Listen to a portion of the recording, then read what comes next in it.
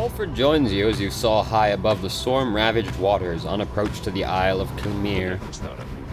Among its cursed qualities, it seems this wretched storm means I cannot rightly smoke. One of the downside's small misfortunes, I suppose. The wagon's drive imps seem not to mind, at least. In fact, they seem more animated now than usual, sir. Perhaps they feel some sort of connection to this place, Tariq. Do you suppose the dissidents were able to make it here intact? They ought to have seen it in the stars, though we shall soon know for certain. Alright, my son, you are very in the way now. That we shall. Take us in, please, reader. Where we got here. Gertrude spots a convenient landing here where you should be able to pursue your vacations. Sir Gilman suspects you may find something of value along this route. Dude, let's go. You make landing within the deathless tempest far west of where you first breached through to the shores beyond. You wonder which sort of celestial landmark lies hidden amid these waters, though for now, you have some time left before continuing onwards. Yes, hello, my son. Search for valuables. At Sir Gilman's behest, you explore the eerie stillness of Barb Reef. However, the search proves fruitless, and you see little reason to keep at it. Alas, this night has led our noble master reader so astray. You exchange some words of consolation as you head back to the wagon, where you shall still have time to pursue your vocations. Sick. First, though, Gilman. He seems fired up. Sir Gilman is training intently when you approach. Master Reader! This knight was so engulfed in memories of the Sea Dominion that he failed to detect your stealthy advance on his position. Splendidly done. This knight would have been vanquished by you easily. Please. Thank you. This knight is fortunate to have you as an ally rather than a mortal foe. His kind routinely clambers from the depths of the Sea Dominion to seek greater glory and perhaps a slightly longer life expectancy within your commonwealth. Such an honor it would be to be assigned the knight of rank and of the rank of knight and be conscripted onto the front lines of the Commonwealth against their vicious winged enemies. In the Sea Dominion, it was our ultimate goal to fight our way to the surface, past our brethren, past the razor reefs, the strangle kelp, the snaggle fins that prey upon our kind. Sir Gilman continues listing undersea dangers and terrors for some time. Past the blood sniffers, the electric scallops, the rogue worms of the frigid current, the paralyzing nets of the far fishers, and even past the scalding waters of the glowing trench. Finally, he trails off. Yet, even despite the myriad challenges of living in the Sea Dominion, it is each would-be worm knight's duty to abandon that place at his or her soonest convenience. How humorous it was to learn that life within your commonwealth had quite a bit in common with our undersea existence. 'Twas not all pomp and glory, as the stories told. Perhaps it is our lot as worm knights to bring strife with us wherever we should go. My God. For even here it seems our kind pitted both against our brethren and all others. He remains silent for a while, but then... well... It is fortunate that this knight found within this place so fine a company as yours.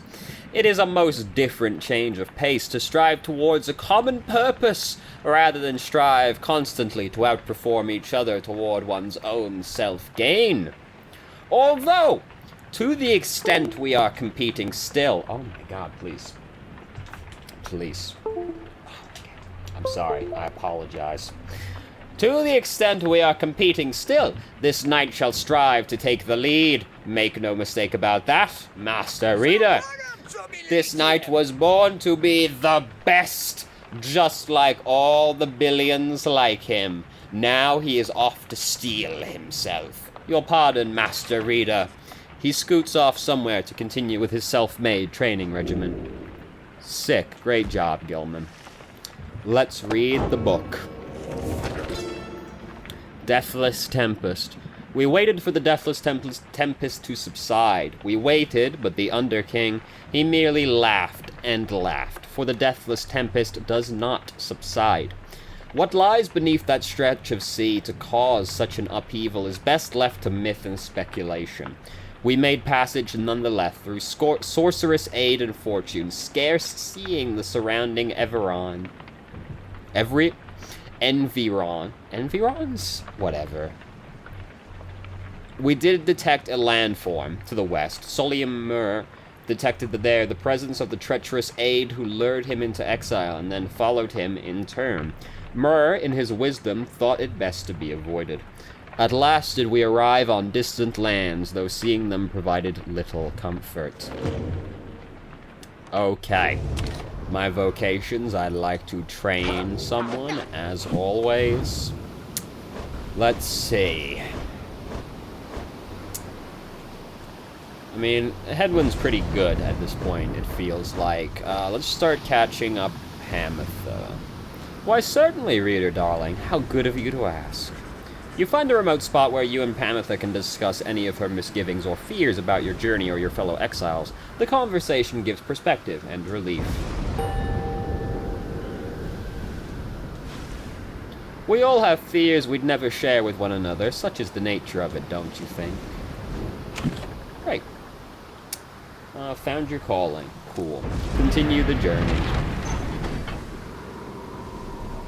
Isle of Climere. The dog's gonna be pissed off when he finds out that we sent Ruki up ages ago, probably. Oh god. It's him? He's still my favorite. Look at that guy. Look at this absolute champion. Here in the dark waters of Deathless Tempest, you encounter a messenger imp come to deliver news and rumors from the other side. The news this time pertains to Jodi, whom you liberated at the fall of Selim. You learn Jodi's past transgressions have all been forgiven. Soon she was reinstated on the blood border on the presumption that she wanted her old status back. In fact, she was offered an especially prestigious leadership position in the First Veil, for a demon such as she could not be seen in the streets. But she refused the gesture, rather bluntly, the report suggests. Instead, she sought Volfred's agents as well as several of her former fostered sons and daughters, and so the ranks of the revolution grow stronger. The last part of the messenger imp's news must have been damaged in transit, though appears to be in Jodi's own words. All you can tell is that it says, await. Hello, my son. Yes. Oh, beautiful baby born. You thank the messenger imp for relaying this information. Your companions are excited to discuss the news. Such a wonder what the rest of her message said. Do you think she still has her horns now that she's back up there? There's nothing she can't handle. Sir, my son, please. There's nothing she can't handle. I miss her bad sometimes, but I'm glad she's alright. We can envision it, a demon such as she, set loose within the Commonwealth. She is an inspiration to us all, or to this night, she is at the least. Ki Hu Hu. Tizo is fired up about news of Jodi's return to the Commonwealth. The news of Jodi's liberation fills you and your fellow exiles with newfound resolve. Sick.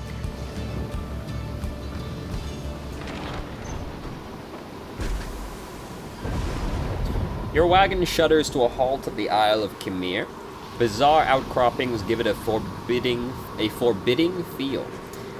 In the distance, you hear odd gibbering noises that sound like drive imps. What you got? Well, guys, how'd you find me all the way out here? I mean, this is for extra special customers. I'm only joking. You're the only customers I got. Got you again. Only joking about that, too. Because I got tons of customers. It's just they already bought a lot of stuff today, so they're not here, okay? Anyways, I just got a little something here, which maybe you'd all be into. Been hearing about these little numbers for a while. Check them out. He reveals to you a set of twin rings, a jeweled band, the start of a round, briefly gain if an ally. Oh, so you want to put these on 2 people at the same time, and they're both stat buffs. I mean, that's pretty sick, dude. Thinking these thingers are supposed to be for a couple of lovebirds, know what I mean? But anybody could probably use them, provided they was to buy them off me. Duh, I was gonna get them for myself, but anyways, let me know if you want them. So, I've only just noticed what Falcon Ron's model actually looks like, because this whole time I've been assuming he was just kind of riding a wagon. That's a person that he's riding. That's his dad, I've just realized after all this time. I just thought this was like a wagon of some such dude, which, I mean, I guess it is, but yeah, I'm very observant. Oh, fuck, dude. We can almost afford them. Did we sell? We did sell that one already. Alright. We don't need much. Give me, no, free? Not worth it. Alright, fine. But I don't, I know, I do want both of these. What can we do? This is probably the least useful one. Yeah. And then we get them both. Sick. And I wish to buy a scoop of stardust. Yes. Any of these cheap ones. That's a cheap one. Take that as well. Look at that, we've actually done some fucking shopping. Isn't that incredible? Come see us again, guys! Alright, well, now we've got some pages to read. Downside travels. You cannot survive the downside if you cannot get around. Howlers shall descend on you, or tempest shall shear you to pieces. That is just the way of it. Traveling through the environs is no simple feat. Yeah, that's environs. It's gotta be. Yeah. Is no simple feat. Consider yourself blessed if you were born a cur. If not, however, you shall have to find a means to cross these lands without the benefit of 4 strong paws. Luce Galorium believes this untamed land can be traversed again through means unnatural. I thought at first that he meant sorcery, but he suggests invention. He speculates that carriages could cross this land by harnessing its fury. A wild thought. In my case, my paws shall suffice. What's the other one? Yes. Downside climate. I know of no polite way to describe the climate here. It oppresses every living thing, except perhaps the native flora in a few specific areas. Once more, the recommended course is to keep moving. Moving keeps you warm when it isn't cold, or when it is very hot, you use what strength you can to move to somewhere you can think and breathe. The weather in the downside seems intrinsic to the different regions, which my good friend Molten Milithi shall describe. Shelter can be difficult to find, and you cannot stay in it for very long. Perhaps, however, shelter can accompany you, rather than constrain you. The Isle of Kelmir. The traitorous Kilmir Ropecaller, whereas he brought about our empire's fall, whereas he nearly claimed the life of our dear Solium, we forgive him. We have forgiven him. We give a certain thanks to him, for he has played a vital part in the star's plan. If not for him, then we, the 8, would never have aligned. We never found the Ropecaller. He fled into the sea, towards an isle which we knew well to avoid. 'Twas there we think that Kilmir's tattered mantle finally did him in, among the wild imps. Should the stars ever converge above that isle, it shall be to signify that their long dance across the skies is drawing to a close. What's this up here? Entertaining, but would unleash calamity if it were ever to be unbottled. Oh shit. Lightning in a bottle. How about that? Hold on. Y'all got off easy. That also... Little did I know. I love this one. He's so fat. Damn, he doesn't care. He's not giving it to me. There we go. Alright. Enough bothering the imps. Commence the rite. You stand before the bizarre outcroppings of the Isle of Khmer. The sky darkens, and in the distance you hear the sound of gibbering creatures growing louder. The sound of it is unnerving enough that your fellow exiles remain quiet, their eyes affixed to the stars above. Soon, something in the sky above begins to stir. This is where I find out I pronounced it extremely wrong. Alright, let's, I pushed the wrong button. I was gonna say, let's turn a few of these things down, but I pushed square instead of X, so that just took us to the next one, so fuck. A glorious eve to you as ever, O you exiles of the Nightwings. The 8 scribes dragged you all the way into the blasphemous Isle of Kaelmer. Kaelmer. Here you are to be surrounded by even more gibbering nitwits than usual. Your adversaries in the coming rite shall be the dissidents. Snuff out their pious flame Look at and them. show your worth. Look at these big Now boys! prepare yourselves. They've got flags. Oh my god. This is the best arena. Holy fuck. The imps have just been out here fucking waiting. They've made this whole field up like, One day, they're gonna come out here. Smell that, mates? Looks like we're gonna have to take this one a little serious this time. That's right, 'cause they ain't got Greentail clogging up their ranks no more. He's back home now with his dear old mum where he belongs. Right time, you Nightwings, dump that deadbeat. Gotta have some standards after all. Just the same, we're gonna stomp you to the ground. Get ready. Now we shall get started. So, yeah, headwind. Edwin, Tizo. Tizo. And wait, I forgot to change the trinkets. Whatever, it's fine. You get to have this, and I'm gonna upgrade it. Can't be upgraded? Well, shit. Here I was buying all this for nothing. This grants the bearer +2 quickness. Well, it's got +2 quickness and more. I guess it's not the end of the world if we don't get the other effect as well, but I'm still mad. This is entirely my own fault, but I'm still mad about it. Maybe I want to take this one and put it on Gil. No. Let's go. Sir Gilman, it is done. For the glory of the Nightwings! Been itching for another go. Let's have it, mates. Tear him to shreds. Alright, don't fuck it up, As the rite commences, the imps throughout the cavernous area roar with excitement. Our struggles and our plan, mere entertainment to these lonesome creatures. Begging your pardon, sir, the imps of the Isle are quite passionate about the rites. Just now they offered a bounty in soul if our triumvirate proves worthy. They would pay us? In exchange for what exactly? And where did they get the soul, for that matter? My understanding is they wish to see us perform various feats of glory. As for the source of their wealth, who can say how much soul lies lost within the sea? Reader, it may seem beneath you, but the opportunity is real, if the soul could be of benefit. Indeed.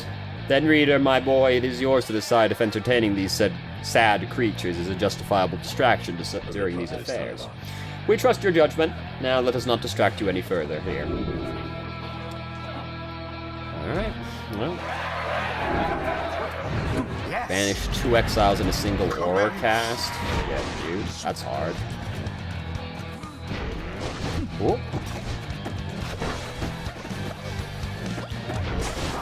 Yep. Ah, To easy. glory laid bare. Alright. Give it a go. Oh, fuck. Oh, yeah. Let me in!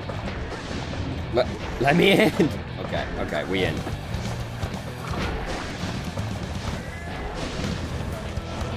Yeah. Sir Gilman plunges into the fire. Alright.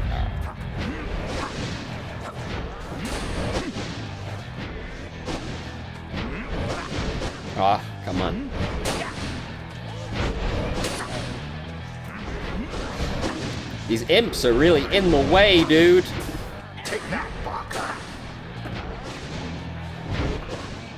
B. Ugh. Oh, fuck, Tizo is that kind of aura, right? Okay. No. No, take it!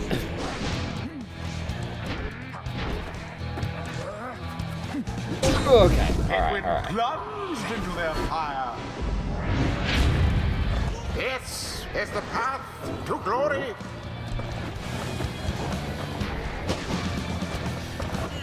Oh, fuck.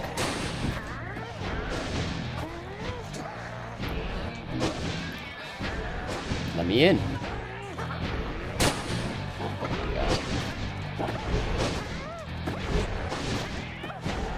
Let me in.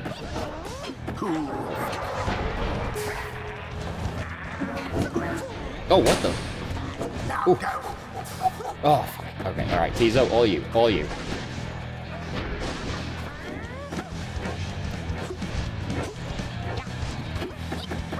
Okay, alright.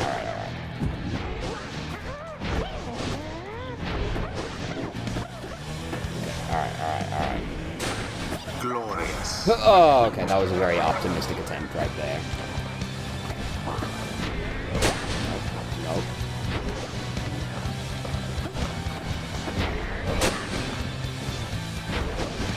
Let me in. Okay, alright. These guys pick the moment.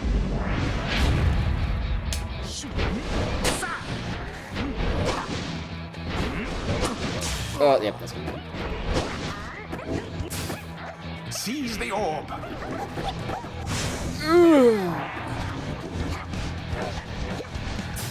No. Oh. Take it.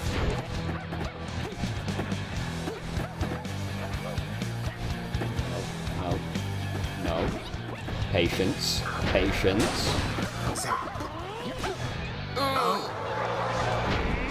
No. Oh, fuck.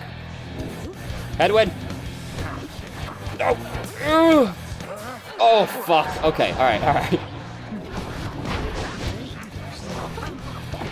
They came back so fast.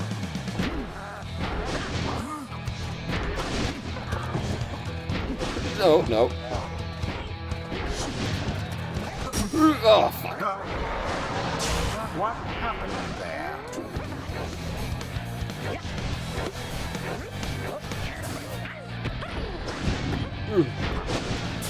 Oh, fuck. Let me in. No.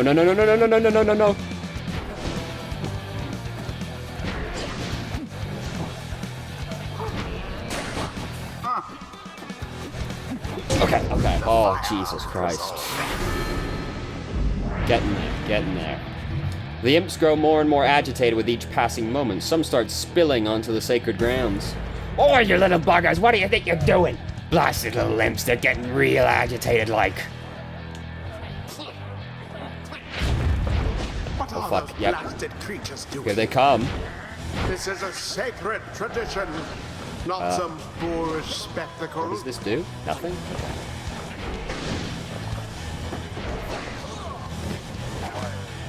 Okay, alright. To the scribes. Easy. Almost there. Now go on, just once more.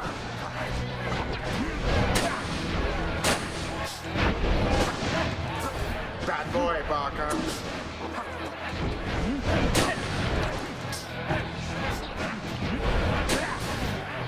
Oh, almost got it. God damn. Yeah, Barker's getting fucked. Oh, so close. Damn it. Alright. I thought I'd give it a try, at least.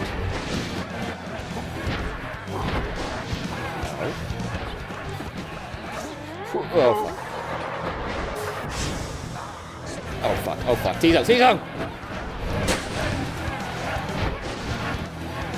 Oh, Jesus. Almost. Oh, fuck.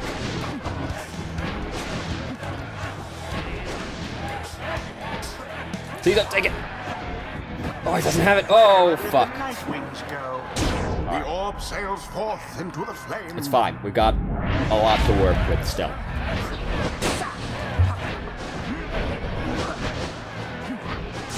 Oh. Alright, Gilman's fast. Gilman can slip through it.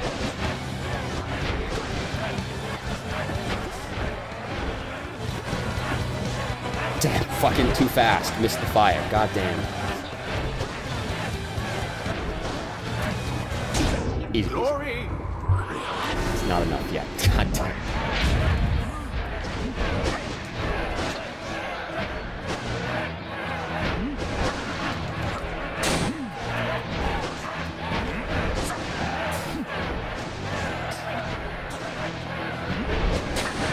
Uh-oh.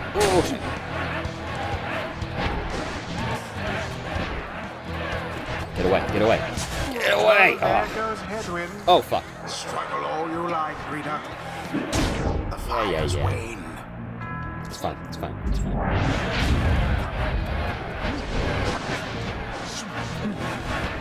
Oh, fuck, didn't want to do that. Oof.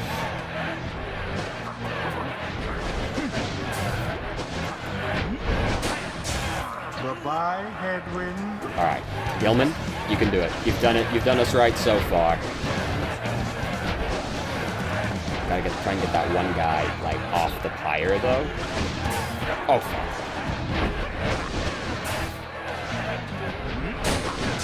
Well cast.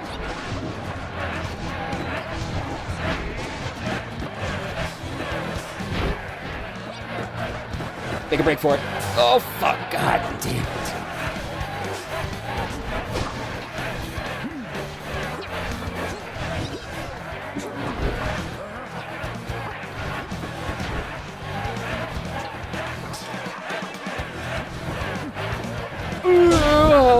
Okay, finally. Jesus Christ. The Nightwings prevail. I don't know why I was so stressed about Adversaries it. failed to stop them. It wasn't actually that close. I gotta get past the Thus fucking... end this night's proceedings. Blah! What happened back there, mates? I'll have your eyes for this. What stirs now in the hearts of all these exiles?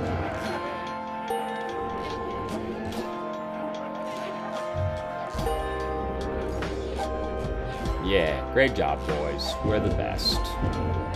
Not you. Until the stars align.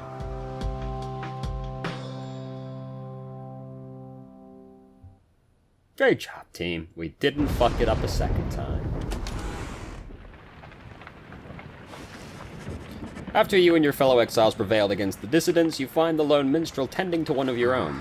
Hedwin seems to be unwell, although you cannot yet sense why. How are you feeling, sir? I've been worse, but my limbs, I can barely move. It's like I'm hardly here. I see. Then please do not exert yourself, or try. The lone minstrel motions for you to come closer. Reader, Hedwin appears rather disorientated and more fatigued than usual. Reported feeling not entirely present. Symptoms of banishment sickness. Frequently conduct the rites, debilitating but fleeting. The sense of loss and isolation during banishment sometimes extends beyond that time. He should soon be able to take part in light activities, I think, but under no circumstances shall he be able to conduct the coming rite. Now then, I ought not to keep you from the stars above. Please go and have a look at them, for all of us, I think, are rather anxious to depart this place. The stars yet shine for you, revealing various paths forward. Where to?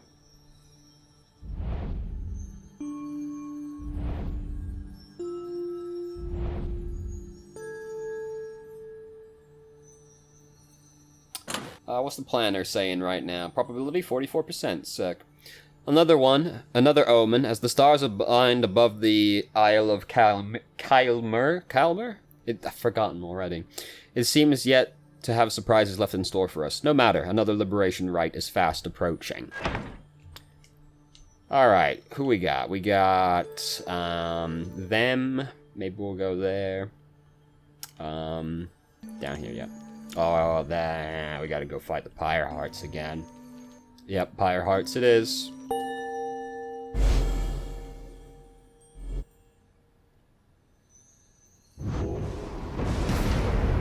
Is this night to understand that we shall soon confront Sir Deluge and the Pyre Hearts once more? Then this is up to be a most exciting time. This night's one-time commanding officer. Imagine, if you will, a worm without the slightest trace of bravery. Sir Gilman then recants his tale of Sir Deluge's past and how it is they wound up together in the downside. Sir Deluge, a worm knight of the Sea Dominion and former ally of Sir Gilman, he lacks the sort of courage for which his kind is known, yet somehow leads the Pyre Hearts anyway. Some worms born under the Sea Dominion's waters sought life's meaning on dry land. The Commonwealth recognized their chivalrous traditions and soon put them to use. Sir Deluge was just another bit off frontline fodder in the war against the Highway Remnants. Yet, time and again, he distinguished himself for one simple reason: he would not die. His unusual instinct for self-preservation kept him safe in many battles, and over time he was repeatedly promoted for lack of any real competition. Then, in the Battle of the Spiral Sanctum, when retreat was certainly not an option, Sir Deluge retreated anyway. This was a breaking point, and he at last was sentenced into exile. In the downside, he sought water where he made contact with Sir Gilman and other members of his kind. They all saluted him as their superior. The other knights had little choice but to respect his rank. As the Pyre Hearts, they conduct the rites in the name of their great hero, the Under King Ores, while adhering to their strict code. This knight might not have failed quite so miserably at the Battle of Spiral Sanctum had his entire regiment not turned into disarray after Sir Deluge fled. Perhaps by confronting his former commander, this knight's own honor may be regained in part. For now, however, this knight must beg your leave.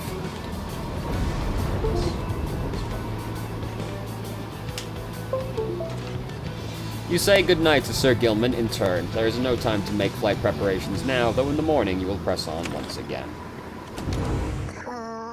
Tizo! What's up, dude? You find Tizo there in the black wagon, looking rather more despondent than usual. When you attempt to reach out to him, he barely acknowledges you. Tizo indicates that he wishes to be left alone right now. You almost run into Faye as you turn to leave. Oh, I'm sorry, mister. I was just wanting to check in on little Tizo there. I think maybe he's taken ill or something. On further inspection, it occurs to you that Faye perhaps is not off mark, and that Tizo is unwell for some reason. Come on, Tizo. You're gonna be all right. You might be the smallest one of us, but I think you're the toughest. Though Miss Jody, she was the toughest one of all, wasn't she? I so miss her sometimes. Tizo appreciates the kind words, but still wishes to be left alone at this time. Oh, don't be silly, Tizo. You know I won't be doing that, don't you? Faye turns to you for a moment, lowering her voice. Mister, I think Tizo would like a little bit of privacy if you don't mind, though I don't mean to be rude. It's just Tizo, well, I told him not to eat something. There was this, well, I think it was a mushroom maybe, growing in the corner over there. So I see Tizo sniffing at it, and he's always hungry. And usually I try to feed him, but this time I told him no. Because I know my mushrooms, and whatever that was, I think it was a mushroom? But it wasn't one I know. Well, Tizo ate it anyway. Tizo corroborates Faye's recollection of what happened. So, anyway, I think that he is going to maybe, well, cough it up, I guess. I think maybe any moment now. Because when I ate things I thought were mushrooms around here, I coughed them up as well. They made me rather sick, kind of like Tizo over there. I hope that I'm not being inappropriate, because it's not polite, maybe? Oh, come to think of it, Tizo, why don't we go outside? Because then I won't have to clean up after you like the last time when you ate something I said you shouldn't, remember? Tizo indicates he remembers full well and regrets not heeding Faye's food-related counsel. Oh, don't worry, silly. If you've taken ill, then I think you're going to be fine. Maybe once you've walked it off a little outside with me, because you're very tough. Tizo is beginning to look better already. You're my best friend, Tizo. I won't let anything bad happen to you. Or at least I'll try, okay? I don't think anyone could stop you from eating things, though. Then she snatches up Tizo in her arms and whisks him out of the wagon with her. You hear her call back to you over her shoulder, Bye, mister. I'll make sure Tizo is all right, I promise, okay? Although the prospect of Faye administering medical assistance normally would give you pause, Tizo seemed to accompany her willingly enough. The two have shared a rather close bond since Faye first made contact with the group. For someone like her, who has lived alone for so long, the friendship must be vital. And, as for Tizo, he must be impressed that a non-native of the downside seems to know her way around food safety even better than he. So now let's read the book. Sungrees. Sungrees? Know you the sacred Mount Elodial, the highest peak within the lowest land? Then know that it is no mere mountain, but the fractured bonework of the world titan himself, the arch-beast Sungrees. This one bog-dwelling companion, Milithi, is too mild in her account of our ascent. 'Twas not a pleasant mountain hike, but a pitched battle spanning 17 full moons. Damn. Finally, the 8 of us, we climbed atop the brow of old Sungrees. We merged our strength and struck the mortal blow, such that the archbeast shattered finally to pieces. 'Tis no mere myth that from the archbeast's eye the shimmer pool emerged, the sole means of freedom from this land. And unfathomed plurnies, yeah. In all of this one's conquests, never has the Underking confronted such a foe as the sea titan Pulners. That grand and hideous wench presented nigh inestimable peril for whomever sailed or swam the downside sea. Tales of her monstrosity long spread across the world. The Underking was undeterred. Nay, this one made it his life's mission to give her recompense. Emboldened, having felled her cousin Endriga, he drew her out of hiding, and then sailed the remains of the Dazaraban, the doomed ship, with its sharpened prow straight through her heart. Huzzah! The catastrophe detonation which ensued left no surviving witness, save one. The Underking survives to speak of it, and write of it, which he shall do, repeatedly. And the dissidents. I, myself, Haub, did form the dissidents under this simple tenet: those who do not belong, belong. The other scribes, some of them showed, at first, reluctance to allow an imp and one accursed to designate one of the 9 triumvirates, but Mur, the horned one, stubborn as he was, stood by my side. In time they came to understand, for I remained as ever at their side, a living bit of proof of their absurdity. The dissidents are an extension of my oddity, those who do not adhere, they who are not to be discarded, underestimated, or dismissed. They are as necessary as are those against whom they rebel. Great talk, team. Let's continue our journey.